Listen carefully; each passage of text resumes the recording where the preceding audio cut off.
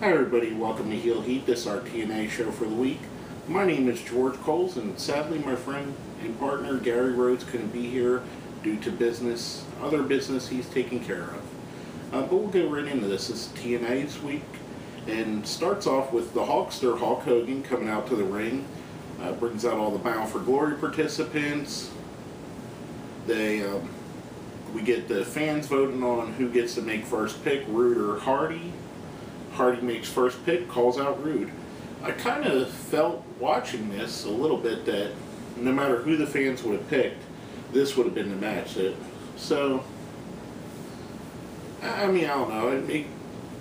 I guess it's their way to counteract what WWE is doing with the WWE app that I know everybody loves.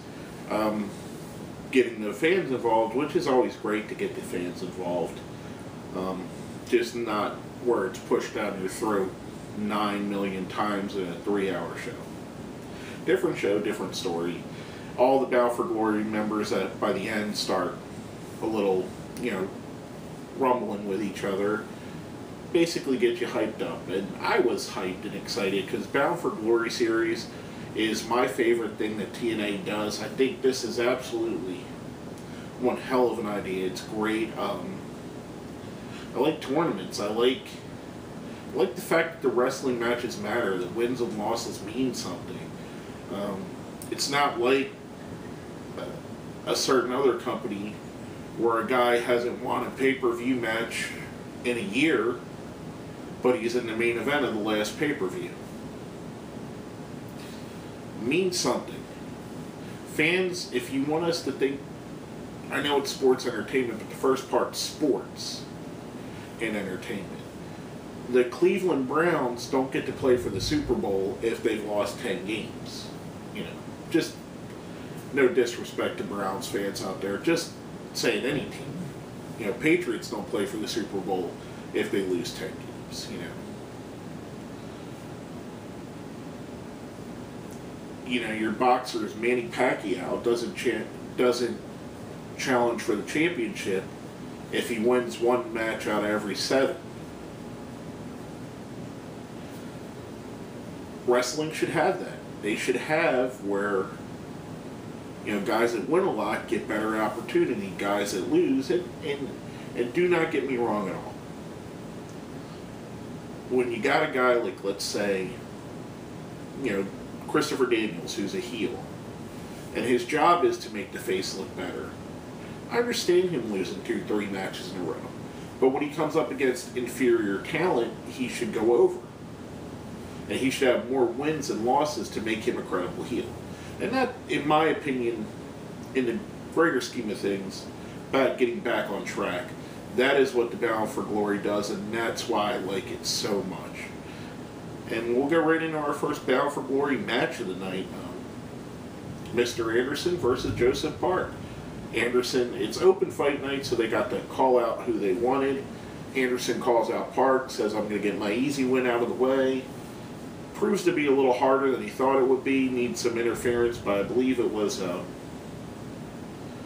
Doc. At this point, Doc and Nux are being used so badly that I get them. I don't even remember which one's which when they come out and interfere. It's a real shame because Doc is a great wrestler. He's a good big man. He could be used for so much better. And Nux had potential, and he has a good look to him, and he's huge. So. But Anderson picks up the win in 7 points. Next we have Jay Bradley versus Austin Aries. Jay Bradley being the dark horse in the thing, coming from Gut Check. Sorry, folks. Jay Bradley calls out a former world champion and the guy that at the end of the Bound for Glory series last year, Jeff Hardy challenged for the world title, Austin Aries. Bradley holds his own, but ultimately the more experienced veteran Austin Aries gets over at the end, hits a pretty awkward looking brain buster, but all in all a good looking match. It's Jay Bradley's a rangy guy. It's kind of hard to lift people like that, no matter what their weight is. Next we have Hernandez versus Daniels. Christopher Daniels, that is. I thought this was good. These guys have worked a lot with each other lately. I like that they're getting it right out of the way in the beginning so we don't have to see more Hernandez and Daniels. Hopefully they knock out Kaz and Hernandez rather shortly too, so we can see Hernandez against different guys. And I thought it was good. Obviously Hernandez picks up the win here. Like I was talking about earlier about Daniels losing. Some guys don't need to win and lose, but some guys do to make their characters more impressive. And Daniels is one of the guys that, win or lose, he's going to come out looking great. Just like his partner, Kaz, Frankie Kazarian, who wrestles Magnus next.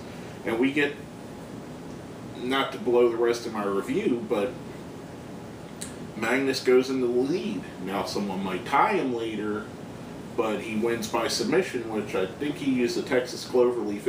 They had a weird angle. I was having trouble seeing if he was using the Cloverleaf or the Scorpion/Sharpshooter. Looked more like the Cloverleaf, and I believe he used the Cloverleaf last year. If I'm wrong, feel free to comment down in the bottom and tell me that I'm wrong. From the angle I was watching, and it looked to me like the Cloverleaf. Speaking of putting comments down there, let's go right into our question of the week from last week. Who do you think should be added to the main event Mafia? Now, not to blow what we have later on this night, or what we know is going to happen next week if we've read the spoilers. There's some guys that aren't going to be there. Booker T and Nash are not going to be in it from the original main event Mafia. They're under WWE contract. Neither one of them is going to show up. Scott Steiner, I would say there's a 99.9% chance he's not going to be part of it, but you never know. Anything can happen in wrestling. I've seen guys that supposedly have been in further down in the doghouse than him come back and be accepted. But I'm going to go with my opinion. It's kind of an easy pick. Other than the guys I know that are going to be in, Double J, Jeff Jarrett. And you're saying, I know you guys are looking at me saying, George, you keep calling for Jeff Jarrett to come back. Why is that? And I was like, here's the reason. It fits. It fits. He was part of the main event Mafia. Just like when I was calling for him to be the guy for the Hall of Fame. It fits because he's the founder of TNA. I'm not a huge Jeff Jarrett fan. I think he's a great wrestler. I really do. I think his ego got in his way and he booked himself a little bit more than he should have. But it goes back to the old saying, like the old time when there were territories, a lot of times the booker was the world champion because that was the person he could trust. Bill Watts trusted himself to be champion. Fritz von Erich trusted himself and his kids to be champion. Vern Gagne trusted himself to be champion. I mean, you go down the history of wrestling, people have done this everywhere, so you can't knock the guy, really. But I digress. I'd love to see Jeff Jarrett come back to the company that he created and be part of the main event Mafia again. Now, the theme for the night is the Bound for Glory series. It's a kickoff to that. So our question of the week for next week is, who's your favorite to win the Bound for Glory series? Let us know what you think. Hit us up on our Facebook. Hit us up on Twitter. Put it down where? Down there in the comments. No baseball bat, no Gary. Maybe I'll do a free throw. I don't know. It just doesn't feel right. I'm not that goofy like he is. Anyway, back to the show. We got Brooke Hogan coming out with a State of the Knockout address, basically setting up matches. Gail Kim versus Tara Terrell in a ladder match for the #1 contender. Mickie James versus Velvet Sky in a rematch. Also, she strips EY, Eric Young, and ODB of the women's tag team titles because Eric Young's a man. That's a revelation. Titles haven't been defended on TV for a year, so it's not like they're relevant. So maybe they'll just do away with them. I don't think they're necessary at this point. I don't think they have enough women on the roster to carry a tag team title, but maybe they give it to two of the other girls. Who knows? Next we have back to the Bound for Glory series we go, and we have AJ Styles versus Samoa Joe in a fantastic back and forth 15-minute time limit draw match. Do you guys miss those matches? I know I do. I'm wearing an NWA shirt right now. If you guys watched the NWA Saturday night shows back in the 80s, oh my god. Some of the greatest matches were time limit draws. You know, guys like Dusty Rhodes going up against Barry Windham, or Tully Blanchard versus Lex Luger. I mean, you know, you had great matches where it looked like if they just had 15 more seconds. And this was no exception. Samoa Joe and AJ Styles, you put these two guys together, they're two of the absolute best that TNA's ever had, and they continue to show it every time they get into the ring. I absolutely loved it. I loved the 15-minute draw. God, it was awesome. And that's another thing that I forgot to mention. The Bound for Glory series, every match has a 15-minute time limit, unless otherwise stated. Which I assume some on the pay-per-view they might change, you know, or I know some of the Bound for Glory matches were a little bit, they did a little bit weird stuff in the last two, added, you know, not just straight up matches, so I'm sure there'll be some variations at some point. But at this point, they got 15-minute time limits. Now, our next match was a call-out match, Bobby Roode versus Jeff Hardy. Jeff Hardy picks up the win. Solid match, really, really solid. Every match on this card has been really good. I really enjoyed it. All the matches, and I'm so excited for the Bound for Glory series. It's so, like I said, it's the best thing that TNA does, in my opinion, and I really enjoyed this for a kickoff show. If this was my first time ever watching TNA, I guarantee I would tune in the next week. And they had some stiff competition this week. They played against Game 7 of the NBA Finals. So, they had some stiff competition for viewers. Hopefully, some wrestling fans found this, and maybe it was their first time coming to TNA. Maybe it's their first time they haven't seen TNA in a while, but they liked it. But back to the show. I keep going off a track. I'm sorry, guys. Normally, I have Gary to pull me back in, or I pull Gary back in. But as you see, he's not here. And then the main segment of the night, we had Bully Ray wanting to talk to his wife, Brooke Hogan. Well, Brooke doesn't show up. The Stinger does. And all through the night, we've seen Sting shaking hands with a guy that we didn't see that's going to be part of the main event Mafia.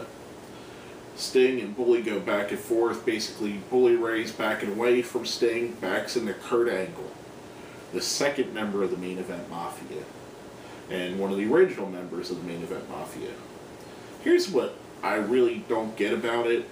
A little bit breaking kayfabe. I guess some things like this bother me. They irk me. As, do they think we're really that dumb? The reason Sting started the main event Mafia was so he had backup against Aces and Eights. Well, guess what? Kurt Angle was there in the match that Sting had versus Bully Ray where Aces and Eights jumped him. He was in the building. He could have came out then. Why didn't he come out then to help you? What makes you think he's got your back now? I'm just saying. I know it's wrestling. But it bothers me when they have these loopholes. And I know them, and I can see them. Just saying. Now, before we go into the ratings, we have another TNA staple. The Hulk Hogan Thunderlips, a.k.a. Suburban Commando, a.k.a. Paul Pickett count for the week. Sorry, Paul. I had to do that to you, brother. Brother. Hulk Hogan, two times. Made a lot of sense for him to come out talking about the Bound for Glory series kicking out. He is the GM. And there was a backstage segment with him and his daughter telling her to leave the arena because he's going to deal with Bully Ray, or, you know, Bully Ray will be dealt with a different way. So it made sense, not too much on the show, not, you know, I think 2-3 times seeing Hogan are perfect. And he does bring a certain fan base, so I do understand. I just don't like when he cuts long-winded promos and he's in every single segment. But I'm going to go right into rating the show. Now, if you guys watch our show normally, we rate the show on a 1 to 5 system. Basically, a 5's the best, a 1's the worst. 1's a Bischoff, 2's a one's a Garrett Bischoff, 2's a Christian York, 3's a James Storm, 4's a Christopher Daniels, 5's a Kurt Angle. I'm going to keep it up there, 5, Kurt Angle. This has been a great TNA show. I thoroughly enjoyed it from the opening of the show to the end of the show. I enjoyed everything they put on here. I'm really excited for the Bound for Glory series. I think I've said it 755 times during this video. I've mentioned it as much as the WWE app gets mentioned on WWE television. But it makes great television, and it makes great shows, and it's very compelling, and it gets my juices going as a wrestling fan. But basically, that's all I have to say about this show. My name is George Coles, and this has been another installment of Heel Heat.